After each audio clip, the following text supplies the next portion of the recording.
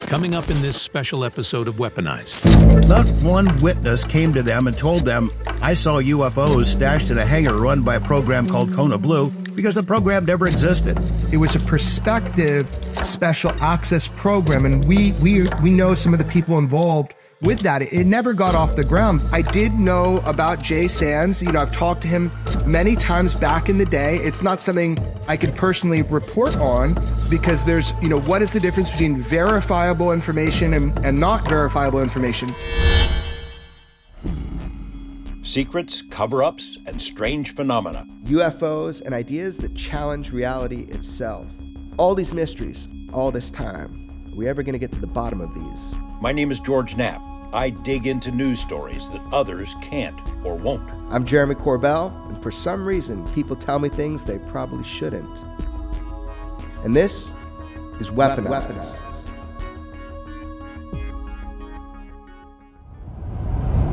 Highway 93, this looks like the road less traveled, and sort of it is, but not for us. Chief photographer Matt Adams, we're headed to Area 51 country. How many times have you and I made this trip, do you think? It's got to be over 60 at least. It might be closing in on 100 though. And our vehicle, the white steed known as Shadowfax, it knows the way without any help, right? Yeah, I don't even pay attention anymore. Okay, you can see where we are here. Familiar territory. Mailbox Road, although the mailbox itself is gone. And what do we have here? Wait a second, I've seen that before.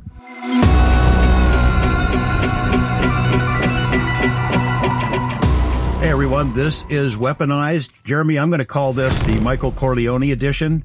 Just when I think I'm out, they pull me back in. We've been quiet for a while. Why are we doing this? Man, I missed you. There's so much going on in the UFO world. And, sometimes I like to just step back and kind of look at it. But you and I have these talks on weekends where we're just going over everything, what we think about it. I figured let's record it, man. Let's just put out another Weaponized. We're not in season 2 yet, but let's talk about it.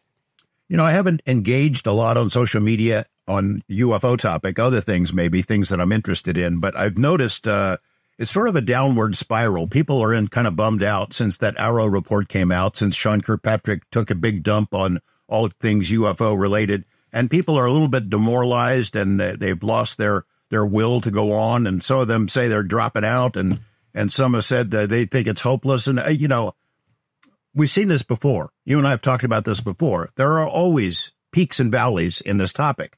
We've been on a roll. The UFO community in general, the topic in general has been on a roll since 2017, since that New York Times story kicked things off and all the other things that have come out as a result of that. It's been mostly a peak, but, this was going to come. It was going to happen. The dark empire strikes back and tries to dissuade the public, the media, and Congress from taking this seriously. And they did a really good job. I mean, as we talked about, I think, in our last episode, the last one of Weaponized, this was a body blow, and it was serious. But it's not a death blow. It's not the end of everything.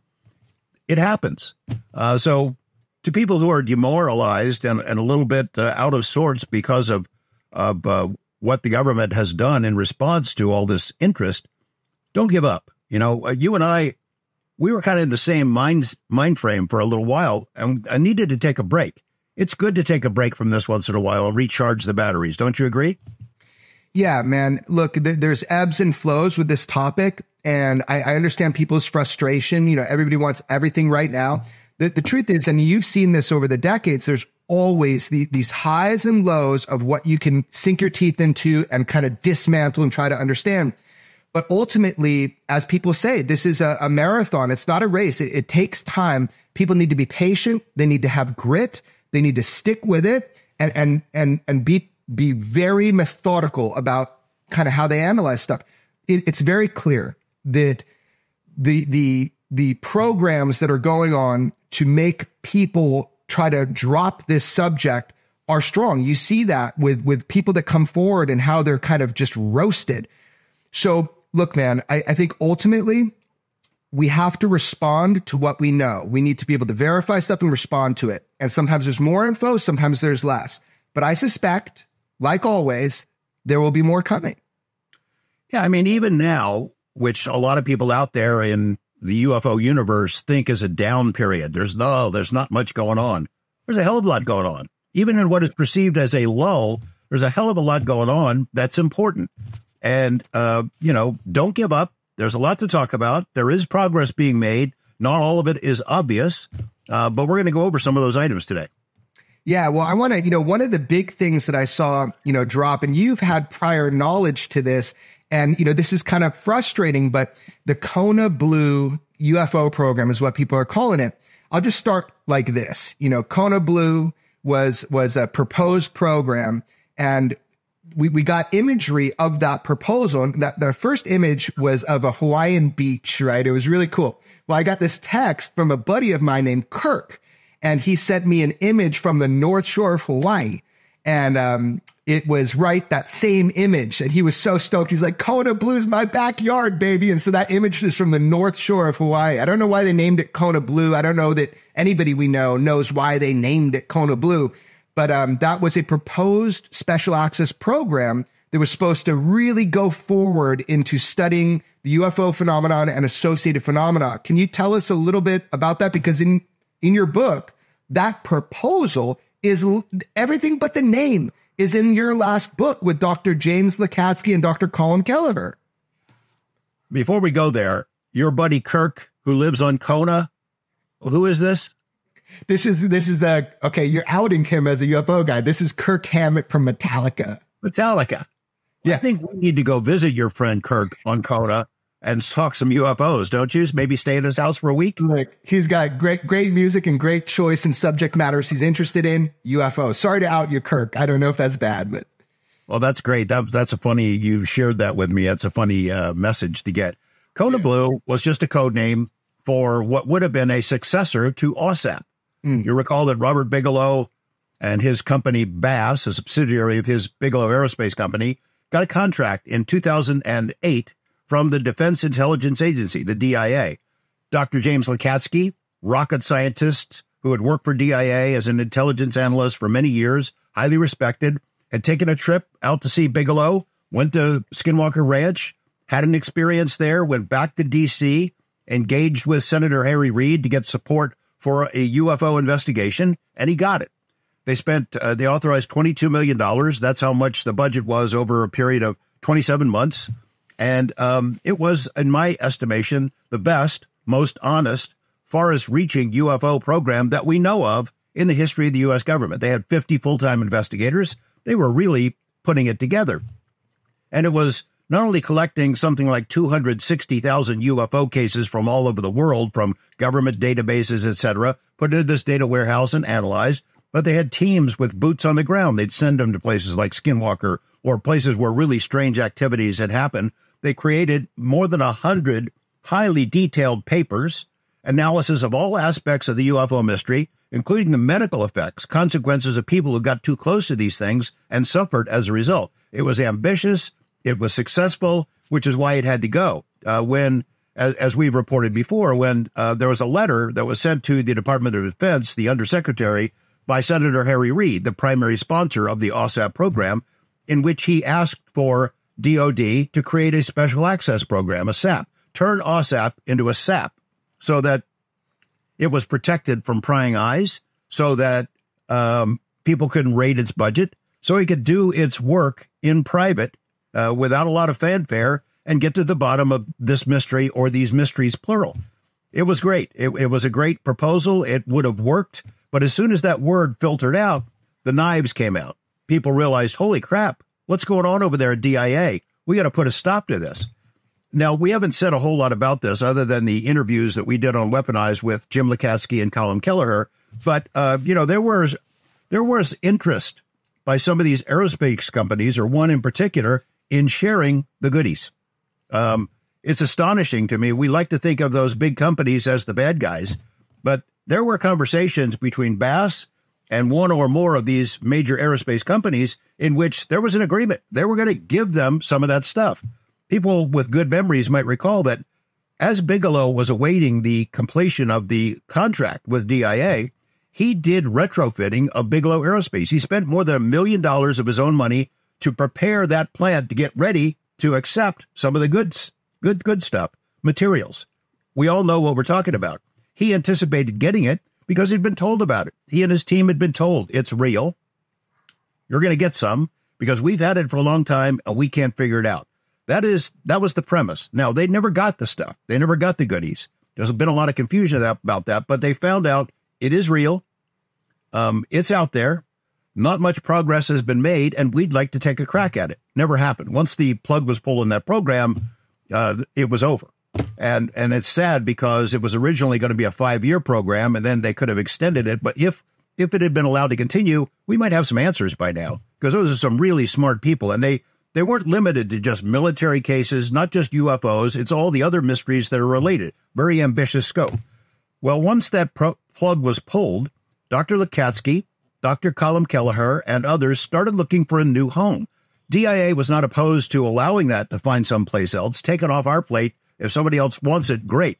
So they figured out that Department of Homeland Security, which is a relatively new organization back in that time frame, might be the place to go. So Kona Blue documents are now out. We'll talk about the reason I think it was released and made public by AARO, but the documents are now out. But this is a program that we described in great detail in our book, Skinwalkers at the Pentagon. I mean, we explained how they were trying to sell it to DHS, what the response from DHS was, what they were going to do with that program. And then in that same book, there's an appendix in the back, Appendix 2, that outlines exactly what it was going to do. And if you compare note for note what's been now made publicly available about Kona Blue, this codename program, you see that they are one and the same. Now, we put that out in the book and people ignored it. They just largely, that's really interesting. But I think because we did not have the name attached, they just kind of blew it off. Now that the name is attached, people are realizing, holy crap, that sounds a heck of a lot like that program that was described in this book. It is. It's the same thing. Right. We were not allowed to publish the name Kona Blue. That was one of the things that DOPSR would not allow to go forward. But they allowed us to tell the story about what that program would have been, what it would have been, because it never happened. In Skinwalkers at the Pentagon, I think it's chapter 17, Dr. Lakatsky, Kelleher, Hal Putoff went to DHS. They had a briefing with Dr. Tara O'Toole, brilliant scientist, one of the head honchos there, head of a division within DHS. And it was supposed to be a briefing about what this program could be. And it was a limited time frame. She's a busy person, of course, but it went on and on for hours. And after they finished the formal briefing, then they kind of closed their books and their notes and really told her what was going on. The experiences at the ranch, the hitchhiker effect, they were blown away. She and her aides were blown away. And it was basically, look, we think this sounds really promising. Let's go. So some of the same people who are working with Lakatsky and Kelleher started going around to see if they could get materials. Will someone share with us the stuff that we know exists, but we've never been able to access before? And everywhere they went, and they knocked on the doors of the people they thought knew about it and had it. And everywhere they went, the doors, not only were they told no, but the doors were slammed in their face. And then the word starts filtering out. These guys are on the trail of the goodies. They're trying to get this stuff. We need to put a stop to it. And that's when opposition to Kona Blue really metastasized. And suddenly the plug was pulled on that before a program was ever created. The reason all this is really interesting is AARO, I'm sure Sean Kirkpatrick, Dr. Kirkpatrick, the former director of AARO, had a role in this because he's been crowing about it a little bit ever since. AARO finagled the release of the Kona Blue documents. Even we had reported in the book what it was and what it would be and what it could do, but we didn't report the name or any of the specific documents because we weren't authorized to do it. He somehow gets DHS to declassify it and releases it and tries to use it as a propaganda tool to discredit the witnesses who came forward to AARO. There's a couple of dozen of people who came to AARO in good faith, told them their stories, and now we know that AARO didn't believe any of them, that they just cut off their knees, discredited all of them, gave us a propaganda bullshit answer that says all UFOs are explainable, and if we only had more data, we'd explain everything by now, every single case, which is a bunch of crap. What they said about Kona Blue is these witnesses who came to AARO, quite a few of them are confused. They're telling us about seeing crash retrievals, reverse engineering programs, and what they're really mentioning is Kona Blue. That is total bullshit. Not one witness came to them and told them, I saw UFOs stashed in a hangar run by a program called Kona Blue, because the program never existed. They had no budget, they had no hangars, they had no buildings, they had no staff. It never existed. So there's no way in hell a witness came forward and told AARO, yeah, I got all this information from Kona Blue. It's bullshit. Yeah, there's a great article. We were recently talking with our friend Chris Sharp from Liberation Times, and he did a great article about Kona Blue that really breaks things down. And he put some quotes in there, like Dr. Kirkpatrick said, this is what you're talking about. He said, we had several interviewees come in who named Kona Blue as the program that was housing the reverse engineering and non-human intelligence bodies of these craft. And that is absolutely not the case. Understood. So what you're saying is, and we've talked to people that have gone to Kirkpatrick, to AARO, none of them ever claimed to us that Kona Blue was what they witnessed or they were part of. So what you're saying is this is a shell game and it's bullshit. Yeah. I mean, AARO is not exactly real transparent. They're not exactly forthcoming in sharing files and information, especially stuff that was once classified with the public. They pretend to be, but they don't. They just release something for the sole purpose of using it as a propaganda tool. Now, as a student of propaganda, not a purveyor of it, I admire, in a sense, what they did because it's effective. It worked. It was a ruse that worked with mainstream media. Oh, yeah, that must be it. They were confused about this program, Kona Blue, that never went anywhere. It's just flat out untrue. And I think it really crystallizes what the public's opinion of Kirkpatrick should be, is that he used that information with a kernel of truth, made a broad generalization that was absolutely untrue, and used it to discredit the subject. It's dishonest. It's just not on the level. It is highly, well, I'd like to say it's irregular, but it's par for the course for the Department of Defense on this topic. It's really a crummy thing to do, and it was really a crummy thing to do to those witnesses, all of whom came forward with different stories. People like Robert Salas, you know, you've talked to him about, yeah. He was with the Minutemen missiles and the UFO nuke incidents. Dr. Bob Jacobs, I got to spend some time with him recently. He was involved with an incredible case where UFOs disabled what would have been the test flight of a nuclear missile. And it was on video. It was recorded on film. Highly credible guy. There's backup material for his case. And they just wiped that out with a broad stroke of their hand like a magic wand. You know, I think there's some confusion, Jeremy, and maybe you can help our audience understand. You know, you hear about David Grush, whose job it was to investigate these reverse engineering programs, to find out where the stuff is, to talk to witnesses firsthand, and to bring that information all together. So he's been talking about like 40 people that he interviewed. We have heard there are something like 40 witnesses who went to AARO, and I think a lot of people assume those 40 and those 40 are the same people. Are they? No, they're not. I mean, less than a handful of people that were part of the ICIG investigation. I mean, we're talking less than a handful of people that David Grush interviewed or the ICIG went to AARO. And there's major distrust of AARO. And we actually saw that. Did you see those leaked or not leaked? Did you see those outed signal texts between Dr. Kirkpatrick and our friend Christopher Mellon? Yeah, that's scary. I mean, it's scary.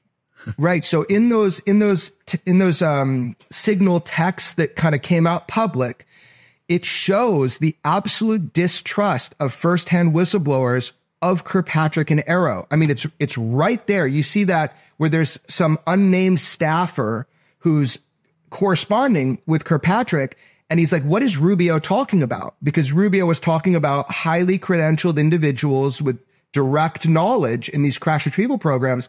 And Kirkpatrick's like, who is he talking about? He was like texting this to the staffer. And the staffer's like, he's talking about direct firsthand witnesses that don't trust you to come forward. I mean, basically, that's the essence of it. So it shows that there are people with this direct knowledge who decided not to go to AARO. So when you talk about who went to AARO, as far as the people that went to David Grush was able to go to, and the people that went to the ICIG, I can confirm less than a handful of those people went forward to AARO. So it's kind of like sad in some way because you want it all to go forward, But I think for good reason, they know that AARO is just a counterintelligence operation to look for leaks and plug them. These people who talked to Dave Grush and whose testimony has been shared with Congress, back closed doors with Congress and a few colleagues of ours, those people are savvy intelligence officers, people who've worked at different places in government and for contractors. They know what the game is, and they did not go to AARO. They suspected from the get-go that this was not what it purported to be. It was not an honest investigation, and they were right. I do not begrudge the people who did talk to AARO. They went in good faith. They hoped for the best. They gave their information. They worried that maybe it was not going to be taken seriously, and now those worries have been confirmed. That this was a counterintelligence program. Some of our friends that we've talked to who've worked in intelligence circles on UFO matters have said this was a master stroke by Kirkpatrick. It is a counterintelligence program. He gets people to come forward. They come out of the woodwork. He gets to find out what they know, where stuff is, according to them, and then he not only undercuts them, but, I'm sure it alerted the keepers of the secrets of where their weaknesses are. They now know what the UFO community knows, and I'm sure it allows them to plug a lot of leaks. And further, they used the information they did get. They distorted the conclusions. They used it as a bludgeon with mainstream media. Mainstream media does not want to cover this topic. That's the way it's been for 60, 70 years. They would use you'll get an occasional story here and there, but really they're not comfortable with it. And now they have a whole new reason to walk away from it, which is what they've done. New York Times, Washington Post. There might be some stories down the road or something, but in general, as a serious investigative story, they're done with it, which is what they've always felt like doing. I think Kirkpatrick also, his primary goal, as we talked about in our last Weaponized, is to get Congress off their ass, to make Congress less interested in it. They've always got higher priorities. There's Ukraine. There's a battle over who's going to be the Speaker of the House. There's aid to Israel and the Gaza mess and all kinds of high priorities that are more pressing than UFOs. This gives them a reason to move on. That there's a cadre of people that we know there who are not going to move on. They're still interested, and we can get in that. But the other ones who generally don't consider it a priority now have a good reason to go on. It's an election year, for gosh sakes. So I do have to take my hat off to Kirkpatrick in that it was a masterstroke of propaganda and political intrigue, and he did a number on the UFO community. But it wasn't a knockout blow, and we're not done. Right. And so I want to back up 1 second just to be really clear to everybody, because I think there was some confusion. So Kona Blue was never an active UFO program. It was a prospective special access program. And we know some of the people involved with that. It never got off the ground, but it was where we needed to aim if we were going to have a really great program. Now, when it was being proposed, and this is said in your book, but also we know independently this to be true, is that Department of Homeland Security staff, that they were convinced after those meetings with those contractors that advanced technology was sequestered under government supervision facilities. And I want to be very specific here because there's evidence to back this up. But you and I know that it was Lockheed was one of the main companies that wanted to divest their UAP materials or craft into, let's say, Kona Blue would have been a good home for it. And one of the things that David Grush said on the Rogan podcast, and I have his exact words, he says, Lockheed Martin wanted to divest itself from this material at a specific facility that's known to me that I provided to the Inspector General like street address. So you've got a guy who did the investigation, provided that to the Inspector General, and said, here is the street address of where this UFO material is being held. So we have to wonder, what specifically is the morphology or the look of this UFO material? It leads me back to, and again, Chris Sharp wrote a great article about this, and everybody should read it in Liberation Times.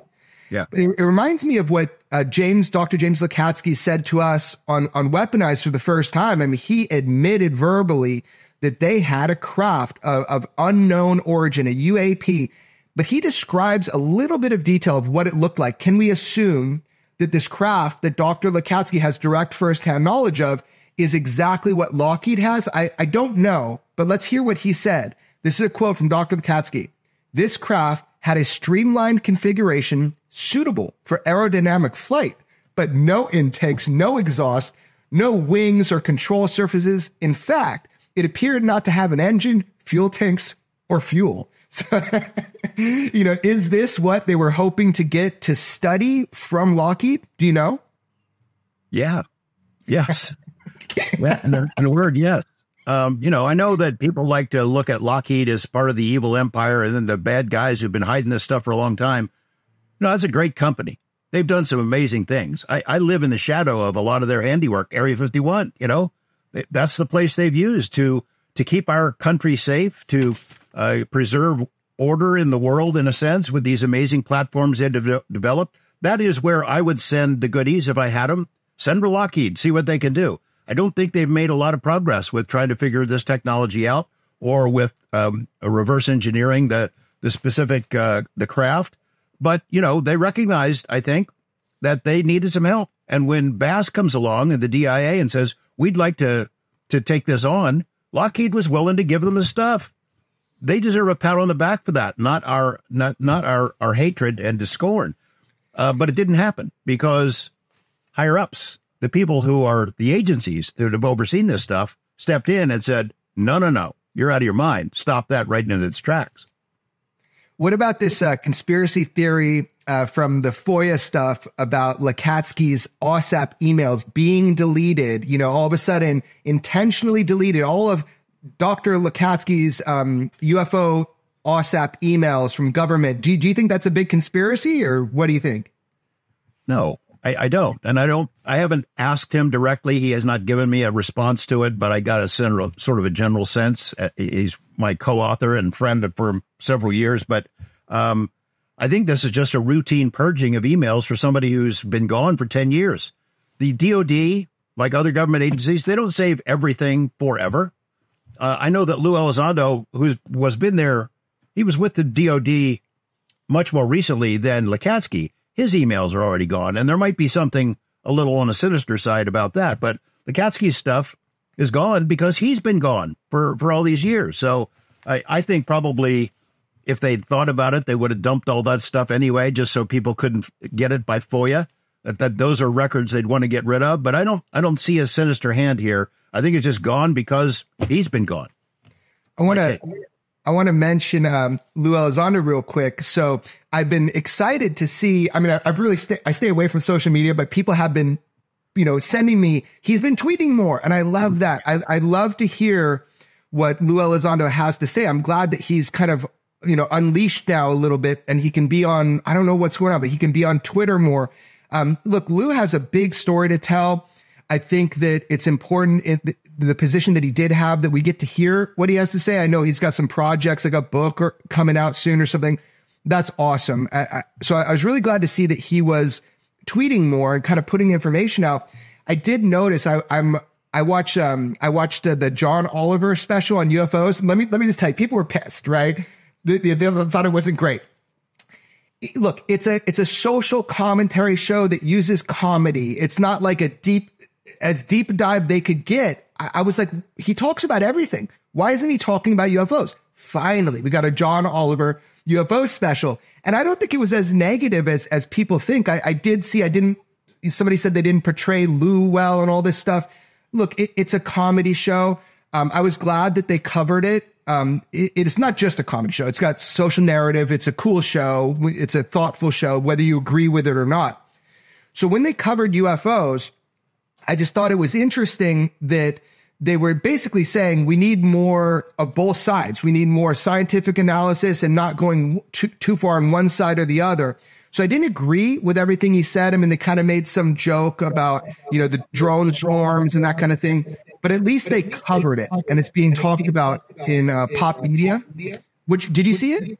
I haven't seen it. I've been told about it. I saw they were teasing it. People on UFO X, UFO Twitter, were saying, "Oh, here it comes. It's going to be bad."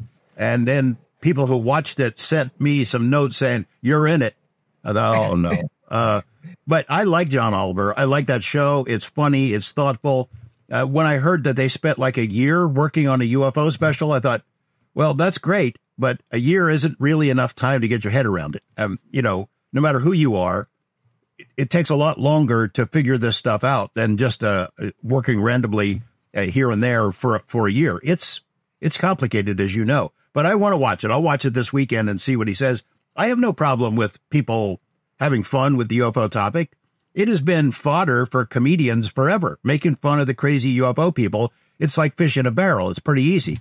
Getting into the heart of the matter, into the real beef of the matter and the mystery is a lot harder and takes a lot of time. So if they're giving a platform that says both sides, we needed more information, that's great. I have no problem with that. I mean, that was my takeaway. Sometimes I hear what I want to hear with that kind of stuff, but that was my takeaway. I did talk with Commander Fravor because they called him and they said, they wanted to make sure that they weren't misrepresenting him. And I thought that was great. Like, when does a show call somebody when they put their image up and ask if they're misrepresenting them? So Fravor said, look, it's the best we can expect from a format like that. And I get it, but I'm just glad we're having the conversation. But one thing I want to focus on, it was kind of for a comedic element, but towards the end of the show, he's talking about the USS Russell. We call it the green footage, where, triangle at angle of observation, quote, pyramid in classified documents of people we've spoken with. It's an ongoing debate. What are the shapes of this USS Russell thing? And he plays a clip from one of the hearings, right, where they had Bray and Moultrie up, and basically uses it as a comedic vehicle to say sometimes it's really simple stuff. And they talk about the shape of the object and it, is it bokeh or what? And, it dawned on me at that moment that we all got kind of sucked into that bullshit by taking one piece of footage and trying to use the lowest hanging fruit. You're trying to dismiss the entirety of what we reported on. We didn't just put out one video, man. Look, ultimately, I don't know that shape is the most important thing. The most important thing is that there were hundreds or over 100 unknown units that were swarming 10 Navy warships in 2019 off the west coast of California.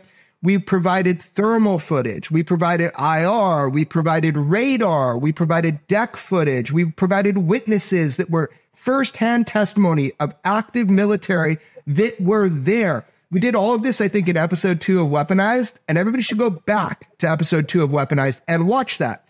And look, also, we're reporting when we said those, triangle by angle of observation, pyramid in shape, people thought we made that up until we released documents. And those documents were what we were reporting off of. All we can do is report on what we have obtained, right? So we obtained those documents and we reported on it. And then even further so, we did an interview with the guy who had the investigation, your friend, Jay Stratton. And he came on camera and he, even after that congressional hearing, said, look, I've had optical physicists look at this. We believe that the image, what you're seeing, was the shape of the object. But again, we're getting caught in the shape thing. And I'm so at the point where I don't give a fuck anymore. What I care about is don't lose sight of the entirety of the event. We're talking about drone swarms. And again, the word drone, right? That just means unmanned is the idea, remote controlled. But whose units were they? And I'm not making a claim that they're from Zeta Reticuli. What I'm saying is these are true UAP because we don't know who operated them. We don't know where they came from. We don't know where they went.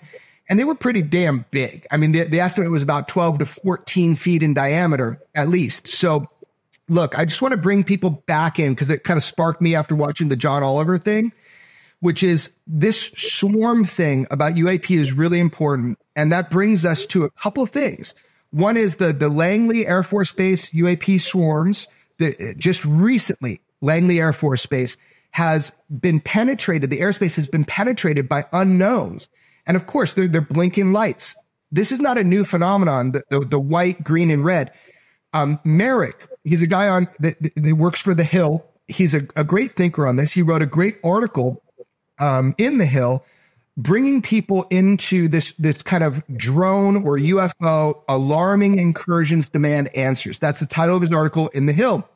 And what I found so interesting about his article was he talks about the Langley incursions, and this is important. You've got a military area being penetrated by these unknowns, and they can't find them. But he also brought us back in history, and he talks about how some of these were transmedium, the footage you and I obtained and released in 2019. But also he goes all the way back to, I think, 1965, when there were these incursions of UAP that were moving in the same way as what we're seeing now, that people are calling drones, right? And they're described by witnesses as having these lights. So the same characteristics in 1965 over near nuclear facilities is what we're seeing with all these incursions now. We didn't have the same tech in 1965. So it's so fascinating to me that we can label everything drone, and like the Drive is great at that. They always label everything a drone. It's amazing, but they're missing the point again. What does drone mean? It just means unmanned. It doesn't resolve who these are, what the intent is, how they can operate the way that they operate all the way back from 1965 or beyond or further up to date. So I encourage people to read that article by Merrick in The Hill because it was really illuminating. Yeah, he does some really good work. I'm impressed by the stuff that he's done, and he stayed on it. We're going to have to, if we do a future version of Weaponized, our podcast, we're going to have to get him on the show and pick his brain a little bit. You mentioned that we do not claim that these drones are from Zeta Reticuli. That's true. But we're also sort of giving you a pretty strong indication that they're not from Walmart or Radio Shack either. You didn't just go buy a hobby kit and make these and send them out 100 miles off the Pacific coast and buzz all these warships over many, many hours. And then you come out of nowhere and you disappear. Ho hum. It's just drones. Don't worry about it. And it's not just the 2019 instance you said is Langley. These incursions have been going on a long time. We have no idea where they are from, and they are flying into our most sensitive airspace. That's a big deal. It's a really big deal that we don't know where they're from, what they're doing, and we can't seem to do anything about it. You recall also, was it 2019, 2020, these mystery drones flying in formation in Colorado and in those in surrounding states? Again, hundreds of people, maybe thousands of people saw them. There are videos. Not one of those cases was ever resolved. Aren't you just a little bit curious, Department of Defense, who's flying this stuff around? The idea of don't worry about it, it's just drones. That's pretty darn serious when they're making these incursions unimpeded at places like Langley Air Force Base. Yeah, and you bring up the Nebraska swarms of these drones, and this is covered in Merrick's article, and I think that's really important because he actually pulled quotes from FAA officials, saying, things like that. He says there are several reports that indicate the drones are operating in coordination with a big drone. So this is in FAA emails. So what's interesting is they also called it like a mothership. So when Nebraska was seeing these 30 to 50, the swarm of unidentifieds, there seemed to be another object that these things were being deployed from. It really reminds me of Commander David Fravor and the Tic Tac, a series of events that went on for weeks. I mean, this is not a Tic Tac. This is dozens and dozens dropping down from 80,000 feet to sea level like that. So the thing is, his report was that something was under the water. The water was churning. It was as if these things were docking. So it makes you wonder if there is a source of these. Are these mobile sources, rather than just being a ship or something like that? Is this weird? If we have something under the water, these things are docking with, and then also if we had something in the air, when it comes to Nebraska, these things are coming out of. I mean, that relates to the UFO history that we've heard all along, that these smaller objects are deployed by bigger objects. Look, I don't know. I just know that this has been going on a long time. So I guess when we look at this whole idea of unknown objects flying with impunity in a restricted airspace, we need to continue to ask the questions of what is going on. And I just don't know the next path forward for that. I just don't know. Well, I know what one path should have been. It should have been the path that Kona Blue was trying to take us on. If that plug had not been pulled, if that had gone forward, that would have been amazing. I mean, we would have some answers, or at least have more information by now. In Chris Sharp's article and in Skinwalkers at the Pentagon, it's sort of laid out what this program would have done. And again, as with OSAP, they don't say it's UFOs. They don't use the term UAP, flying saucers from Zeta Reticuli. They're using very generic language because they don't want to draw attention to what it is, and they don't want to scare off their potential client of saying we're studying little green men and they're flying saucers. So They're going to identify emerging technology and to evaluate potentially disruptive changes in technologies that are more advanced than what we know exists. I mean, identifying that technology and calling it potentially disruptive is a better way to speak about this issue than to just call them UFOs in official government documents. DHS was a little leery about getting involved in UFOs. So in what Lakatsky and Kelleher presented to them is, here's the legitimate reason why DHS should be involved. There are threats to Homeland Security from these technologies. Plus, and they make the point in the Kona documents that were released and made public, look, if we can figure this stuff out, we get a leg up on all of our opponents. So it's not just getting answers to a scientific mystery. It is in trying to duplicate and expand that technology to give us a competitive edge against China, Russia, and all of our adversaries. That was a really good thing. So in addition, you got you had a data collection program, a division in Kona Blue. You had an experimental division that presumably they would have worked on these metamaterials in craft, try to figure out how they worked. There was a medical division that would have continued to evaluate harmful effects, how people are harmed by these close encounters. And of course, we know that that Bass created a pretty big report on those with more than 100 instances where they did medical follow-up. And then I think in the appendix in Skinwalkers at the Pentagon, I don't want to make this just a plug for the book, but in that appendix, they describe what they really like to do, which was to have a consciousness division. You know, in UFO world, we're always hearing people talk around that buzzword, consciousness. I think that's the way the future research is going to be. And nobody really understands how that fits together. But people like Robert Bigelow, Colin Kelleher, James Lakatsky do understand it. And that's where they wanted to take OSAP. And when OSAP was killed, that's where they wanted to take Kona Blue. Robert Bigelow walked away from the UFO mystery. I think he's still interested, but he's putting his money into consciousness research because he thinks that's where the goodies are. That's where we're really going to get an understanding of this mystery and related mysteries. So that's why he sort of moved on. But that's what Kona Blue would have done. If that had been allowed to go forward, it would have been an amazing program. It's still possible to do this. And if I know it's been a while since you read that book, Jeremy, but in that appendix 2, after they describe how the program would work and what they would hope to accomplish, Colin and Jim Lakatsky came up with the opinion that it has to be privately funded, that it's just not going to work, government funding, because there's always going to be this kind of sneaky maneuvering to try to pull the plug, to put a cap on it, to put limits on where they can go and the kind of investigations they can conduct, and then to hide whatever papers are produced. I mentioned at the beginning of our conversation today, OSAP produced more than 100 of these highly technical reports. The public has not seen one page of that stuff. You can crow about FOIA and how everything is transparent all you want, but there's thousands and thousands of pages in these more than 100 reports, and we have not seen one bit of it. The public is always crying for more data. We need more hard data.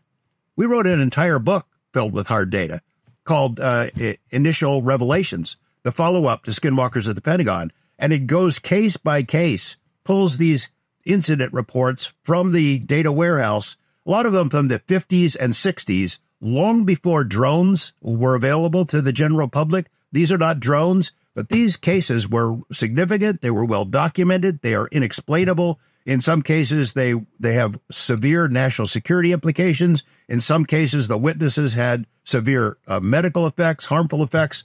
Good cases, pre-drone era, all kinds of technical and engineering data, and the world largely ignored it. I mean, there it is. You're always crowing about wanting more data. There it is, and people aren't paying attention to it. Yeah, man. And it's, we do it to ourselves in a lot of ways. I mean, we have these alien mummies that come out. We got that Las Vegas, shadow creatures. And when it's just like the light, that the guy's holding on the fence, we do, there's a sensational aspect to a lot of this that really captures people's imaginations, but ends up being, kind of harmful to the discussion, I guess, of what we're talking about. So it's just kind of like, it's really hard to separate sometimes the good information from the bad, especially when you're being targeted like we are with a bunch of BS and we have to really sift through because we get these stuff sent to us all the time. There is a case, though, that I think is so interesting. It's the Eglin Air Force Base UAP analysis by AARO. Like, they put out an analysis.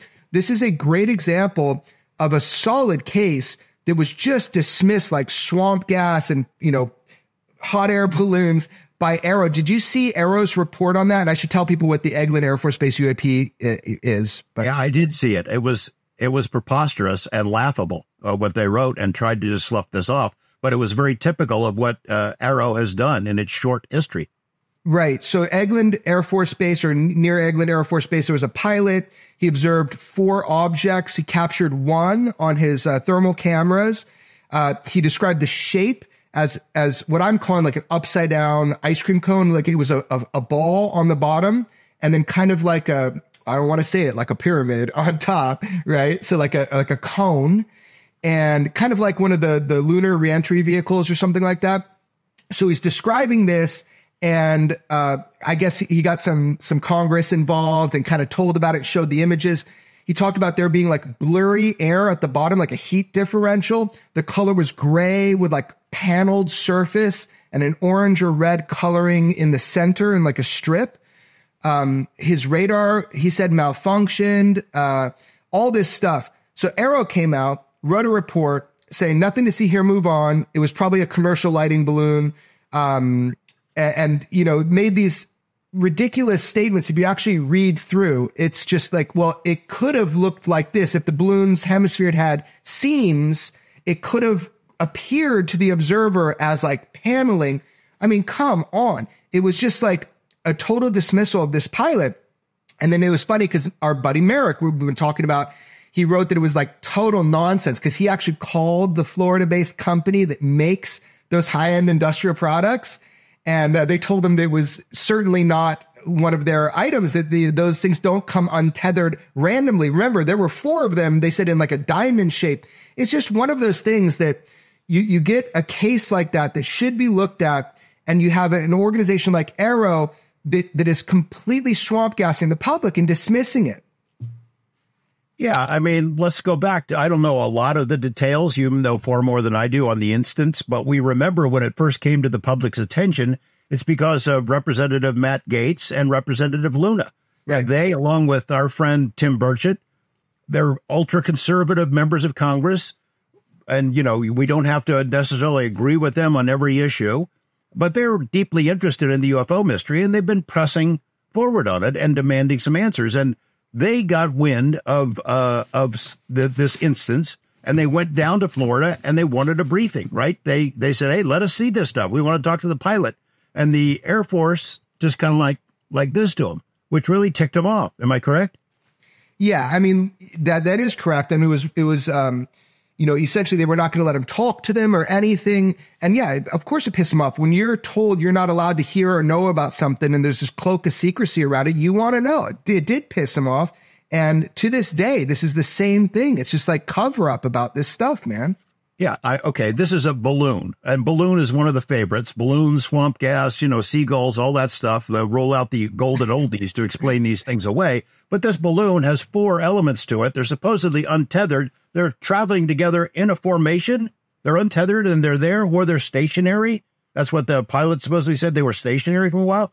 Doesn't sound like a balloon. I mean, I joked on X. I said, well, maybe it's the mogul balloon that's been flying around up there since 1947. Because I mean, that it's preposterous. So Matt Gaetz, I don't know. I know you're staying off social media. Matt Gaetz, I think last night, that we're recording this on Saturday, responded to this. He said this is, he was pretty outraged all over again about what a bullshit response this was. And it does not fit the facts that he knows exist in this case. So I think we should also talk about, a lot of people have been asking you or me, what about this Jay Sands guy? Have you heard about this Jay Sands guy? I saw some headlines like whistleblower comes out on a Twitter Spaces or something like that. And, a lot of people are just asking, what do you think about this guy? And so I think it's important that we at least touch upon this. Like, look, man, I did know about Jay Sands. I've talked to him many times back in the day. It's not something I can personally report on because there's, what is the difference between verifiable information and not verifiable information? To my satisfaction, and I think to yours as well, that it is verified that Jay Sands worked in the positions that he says that he worked in, that he was part of the intelligence community. I'm not sure what has been said publicly, but, absolutely, he worked in the intelligence community and currently does. So the guy has security clearances and has worked in the capacities he said. Specifically, he worked as a Red Hat, which is like a counterintelligence at Area 51. He was intercepting communications. So this is a guy that would have heard the internal chatter from some of the most secretive programs that our country has. And that is validated that was his job.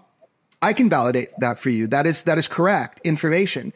I can also validate that he's testified to Senate Select Committee on Intelligence, to the Senate Armed Services Committee, and the House Armed Services Committee. So he did come forward with information. And I've talked to some people in those capacities, and they're like, yeah, with what we could verify, he did have some knowledge of the legacy UFO programs. And I thought that was interesting because some of his other claims, they're very hard to digest for the average person. He made some really astounding personal claims of encounters, none of which I could ever validate or verify. So for me, there's nothing I can do with them. He could come forward with that story, but just like any other credible person can come forward with a story, a firsthand direct contact with a ET or non-human intelligence, there's just nothing much I can personally do with it. It wasn't a story that I felt I could run with. So it's a complex situation. I'm not sure what to make of it. How about you, George?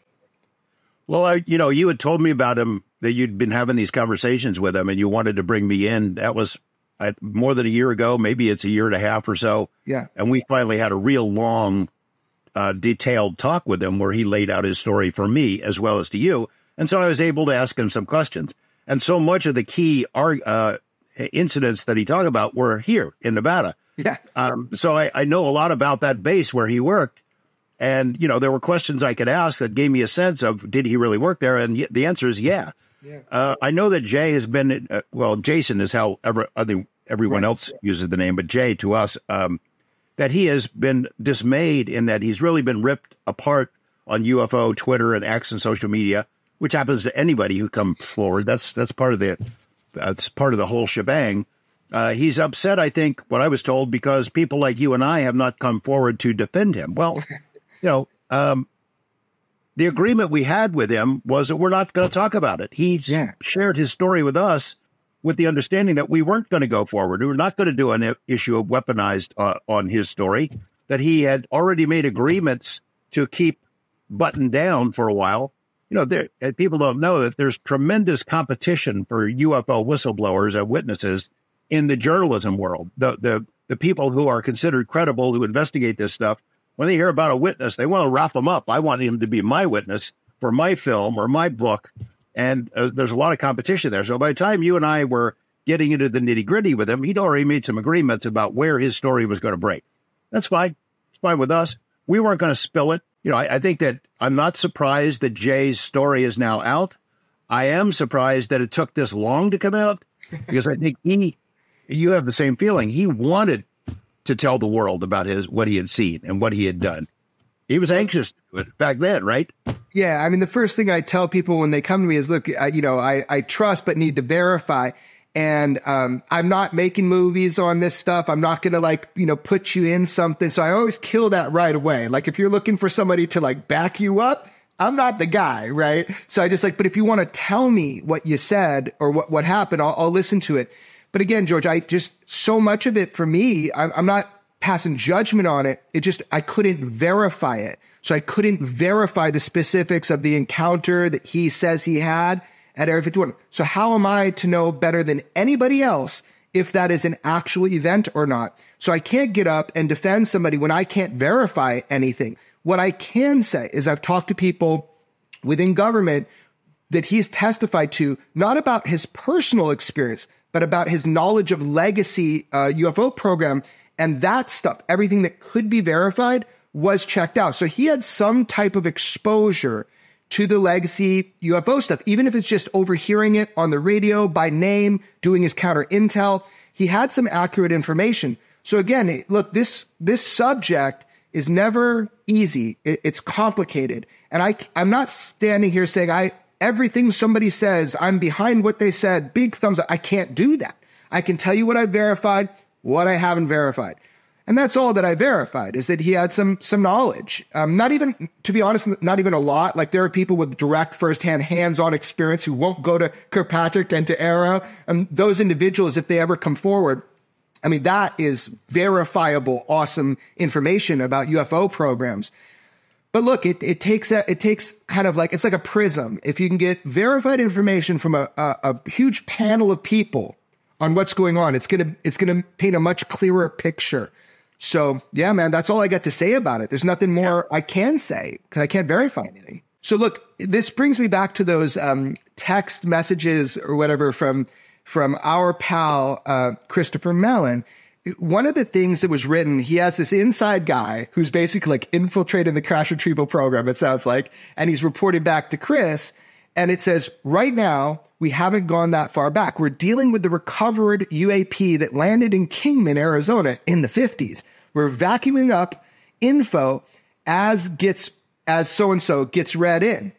We now know the management structure and security control system and ownership of the crash retrieval. We also know who recovers landed or crashed UAPs and under what authorities. We also know that a still highly classified memo by a secretary of the U.S. Air Force in the 1950s is still in effect to maintain the cover on UAPs. I just thought this was like the coolest because they're talking about direct knowledge of UAP crash retrieval programs. I mean, that's a bombshell, that text that came out, right?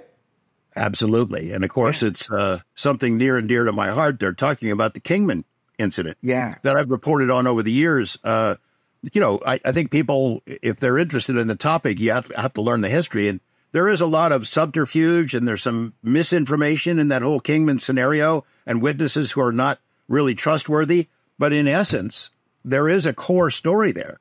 There were hundreds of UFOs in that general area seen within the days of that incident. There were these giant special radar installations in Kingman that presumably could have had some effect on the navigational capabilities of these craft wherever they're from. There were 3 objects that crashed around Kingman, according to witnesses. There was a guy, the late Harry Drew, put together a book that I think fewer than 10 people in the world have even seen it. But he did really the heavy lifting on Kingman, and he convinced me that this was legit, that there really was a program there, that military units were out there in the desert. He dug up the military rations that had been thrown away where they camped. They were there to recover these materials and presumably took that stuff to a certain little location in Nevada, not that far from my home. I think that case is legit, and I think that could be exactly what's being discussed in those signal messages that went back and forth with Chris Mellon. Well, look, I mean, I'm hoping that more and more of these direct firsthand whistleblowers will come forward, but we see their hesitation to come forward to AARO. So it's like easy way or hard way. If they're not going to go the easy way, are they going to push into the public realm, through journalists, through media, through leaks? I don't know. I mean, I've seen people fluctuate a lot of like what it means to them to come forward, like crack the egg is what I'm told. I don't want to be the one to crack the egg. So it's really undetermined how these people that are known to some journalists now that are not publicly known yet, right? Are they going to come forward? And it seems undetermined. I guess it depends on protections. But I do want to ask you, you just did a news report, and the report was retouching upon a friend of yours who you've known for a long time, who was raided by OSI and FBI, and we don't know exactly why. Can you tell us about that real quick? Sure. Jorg Arnu. So people are wondering what you and I have been up to. We do have lives other than Weaponized. And one of my alter egos is a reporter for KLAS TV. I'm still the chief investigative reporter there, and I like to dip my toes into the waters once in a while and get back to work as a journalist for KLAS. And this is a story I've been wanting to update for a long time. In November of 2022, 2 homes owned by Jorg Arnu, a naturalized American citizen, were raided by FBI and OSI agents. Early in the morning, they surround his home up in Rachel, which is just outside of Area 51. They kick in the doors. They have guns drawn.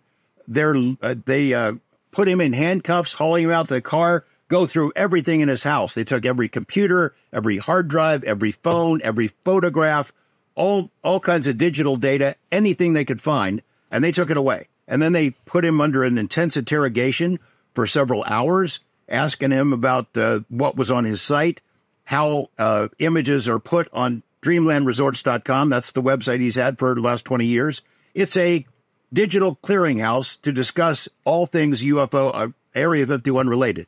It's not a UFO site, and Jorg is not a UFO guy. I think he's more on the skeptical side about whether this alien tech was ever out there in the Nevada desert, but still he's open to hearing about it. And his members all share information about what might be flying around in the skies over Area 51 and throughout the Nellis test range. Something that appeared on his site seems to have irked OSI, Office of Special Investigations. He doesn't know what it is. But when they kicked in the door, that's where their questions were about. Now, there is a search warrant, a federal search warrant for that location and another one for the location in Las Vegas that we'll talk about in a second. And the first 39 pages of that search warrant were not released. They're not accessible even to Jorg Arnu, who is the target of the search warrant and the target of the investigation. He does not know how he crossed the line. He does not know if there was an image or a video that really ticked them off where he is showing something that he shouldn't. But here's what he's always said to me. If I've got something on there that shouldn't be there, I'll take it down. Just let me know. You don't have to kick in the door and hold a gun to my head. He said the agents were there. It was OSI that sort of led the charge on the interrogation. And the agents were there, were asking him, is this place booby-trapped? Are we going to have an explosion in here? He goes, booby-trapped? I'm not a terrorist. I'm a retiree.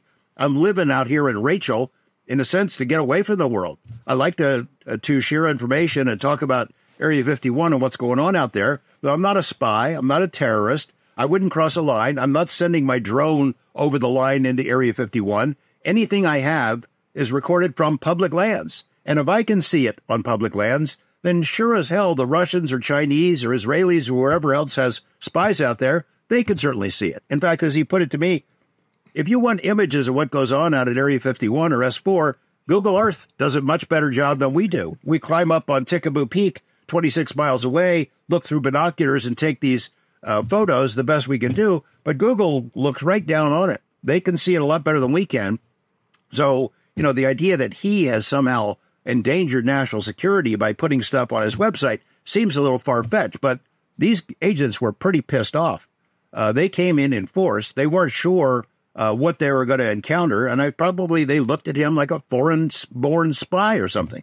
And as he learns after hours of these people going through his place, at the same time that search warrant happened, was carried out by the FBI and OSI, his home in Las Vegas. He has a second home where his girlfriend, Karen Hello, lives. They kicked in the door there. They came in and took everything again. He figures they took about $20,000 worth of equipment, computers, hard drives, things of that sort, cameras. It included his medical records. It included photos of his dead family. His mom and dad were gone. It included all the information and data that he's used to create dreamlandresorts.com, and it took them all away. And he's probably never going to get it back. His lawyer has said, look, we don't know what we did wrong. They have 5 years to consider whether they will press charges or not.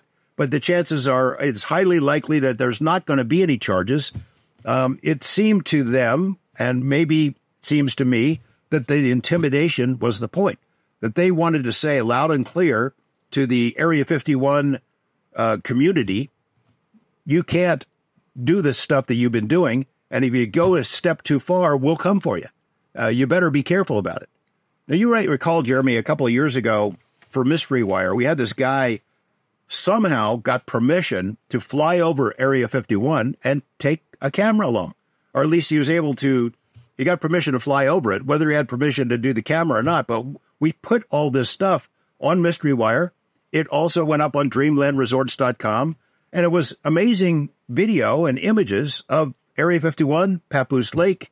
I think maybe it's possible that something in those images, they saw something they shouldn't have seen. And then when Jorg puts it up on his site, he doesn't know what it might be. That is at least one possible suspect of what really ticked them off. I would just add this further. So they had about a dozen agents there in Rachel. They had about a dozen more in Las Vegas. guns drawn, handcuffs, interrogations. FBI is really good at this stuff. And I hate being on the side where you're bashing the FBI. I don't like that because I've worked with them so many times over the years on really important things and investigations and good work that the Bureau has done. I think this was an OSI program. I think that the impetus came from them, that OSI reached out to the FBI and said, we need some help. You guys are good at this stuff. Can you come along? OSI is the father of this intimidation effort. Jorg is likely never going to know what it was that put him in jeopardy. It's possible he could still be prosecuted, but highly unlikely. You'll recall that about 20 years ago, the same thing had happened to Chuck Clark. He'd been the UFO Area 51 watchdog before Jorg got there. He lived up in Rachel. He'd take people out on tours. He'd take pictures. He had a Area 51 visitor's guide that he published. A very knowledgeable guy. But he had called me up one day and said, look, I've got these scanners that I've developed where they can pick up sensor systems that are out on public land, not something inside Area 51, miles and miles away on public land, BLM land. They put these sensors by the road that will alert Area 51 security when somebody's going to be driving down there. This is public land. You can drive anywhere you want. It's legal. You can take photos all you want. You can hike. You can camp. So this idea that they can put sensors on public land is a little bit outrageous. So he showed me how it worked. We went up, and Matt Adams and I went up, took a camera along, and we're driving along these dirt roads, and suddenly his scanner makes a beep. Aha, we're near one. So we get out of the car. He looks around for it. You see a little antenna sticking up out of the dirt. He gets a brush and very delicately brushes this off, and there it is. There's the sensor in the ground. They're using it to spy on people out on public land. They said, this is outrageous. I thought you should know about it. I get in a car where we go right by the camo dudes. They're taking out a license plate number. So, okay, this is going to be trouble. And on the way home, I get a call from a friend of mine who worked for the FBI, and he says, what are you doing out there? Whatever you're doing, don't do that again. You did something. You went too far. So I didn't touch anything. I was just recording something for a news story. And then a couple of days later, the Joint Terrorism Task Force comes to Chuck's trailer in Rachel, kicks in the door, took all his computers, every camera, every photo, every hard drive. Chuck was in Colorado, I think, at the time, took it all away. And for the next 3 or 4 or 5 years, they held over his head the possibility that he would be prosecuted for a felony for destruction of government property, that by uncovering those sensors on public land, he'd committed a crime. So he was scared. I mean, he remained scared for years. He moved away from Rachel. He's only been back a couple of times. Storm 51, he was back there. But he moved away. He got away from all that stuff, doesn't deal with it anymore. And he was really worried that he was going to go to prison. It turns out it was just a propaganda exercise. It was meant to intimidate, and it worked. And it sure looks like the same thing is happening to Jorg right now. So we did 2 stories for KLAS. One is an update on his case, which is there is no update because nothing has happened and they're not answering any questions. And it turns out Nellis didn't even know what was going on. They weren't even included in they didn't know what was happening until after it already happened, and they're being peppered with questions by the media. And the second story we did, well, I asked Jorg, well, what the heck is going on out there now? I'm not going to ask him about UFO stuff. He doesn't want to go there. Well, what are they flying? What are they doing? What are they working on? And he gave me sort of a pretty good rundown on what they suspect is happening. And again, his information is from public sources, seen from public lands, things that people put together, all his Area 51 community kind of pieced together. And he told me about what he thinks they're doing. It's drones and satellite and jamming technology. And he had told me something I really hadn't thought about before, is that Area 51 now has its own Area 51. There's a place that this secret base has developed that is more secret than Area 51 itself. It's north of Groom Lake. There's that big mountain range. It's ringed by mountains. The public can't access it. It's off limits. You can't hike out there. But they fly in that area, drones and other technologies, and nobody can see it. No one has any idea what they're flying. Unless you have a satellite, you can't see it. So that's the story we did. Always like to keep a hand in trying to figure out what's going on at Area 51. It is near and dear to my heart. I'm glad you're covering it. I mean, it sounds like an egregious abuse of power when you have somebody like Jorg who's rated by federal agencies, and it's important you shine a light on it. So it was cool to see those stories come out.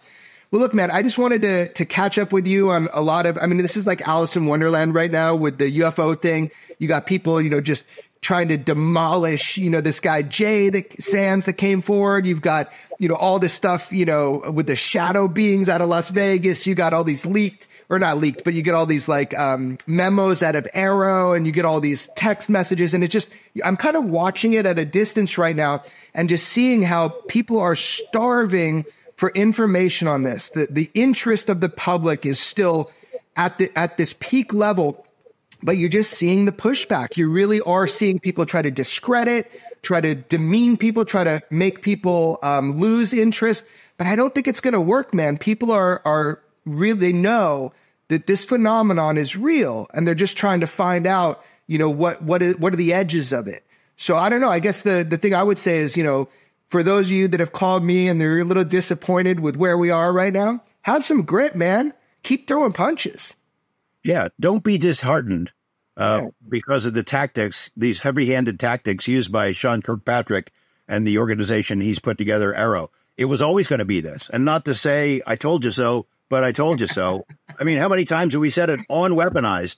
The closer the public gets to the goodies, the harder the pushback is going to be. We're seeing it now in real time. They are pushing back hard. It's taken them a while to get up to speed, but they've cut the legs off of this and thwarted the momentum that was building over the past 5.5, almost 6 years.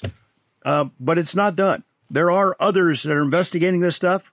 A lot of information has been given to Congress and congressional staff. There have been private efforts, scientists starting their own investigations outside of government. There's a lot of good things that are happening here. Don't give up, folks. Yeah, and I think the destigmatization of it has really borne a lot of fruit, because where we are right now is, oh my gosh, how many commercial airline pilots that are not under the same restrictions as military pilots have been reaching out to you and me with videos, with their testimony. It's pretty incredible. So right now, what I'm seeing is a lot of collection from the civilian world of this data and information. So I'm really eager to see where that goes. I'm just looking at some of the footage now, talking and interviewing a lot of the pilots that have seen an increase of UAP in their airspace. So it'll be interesting to see where this goes. But I'm glad we touched base again and kind of had a little update. We let the audience kind of hear what we would normally talk about, so that's pretty cool. And I don't know, I'll give you a little break, but then I'm going to drag you back on here again.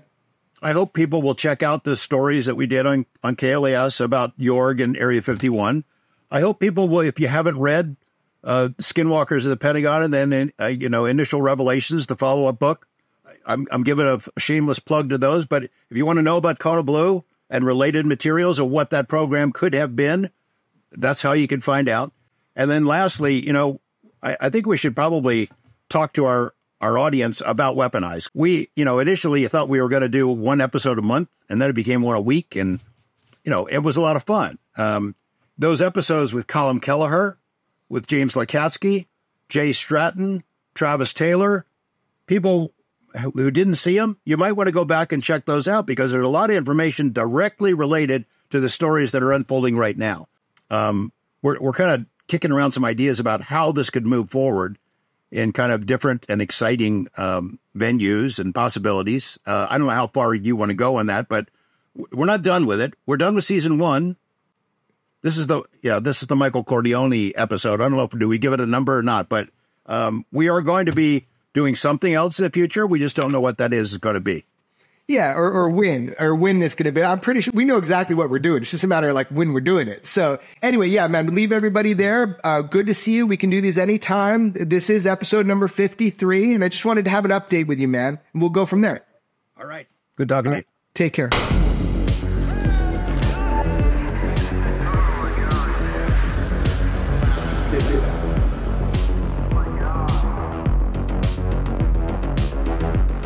Never have so few had so much to tell, but could say so little.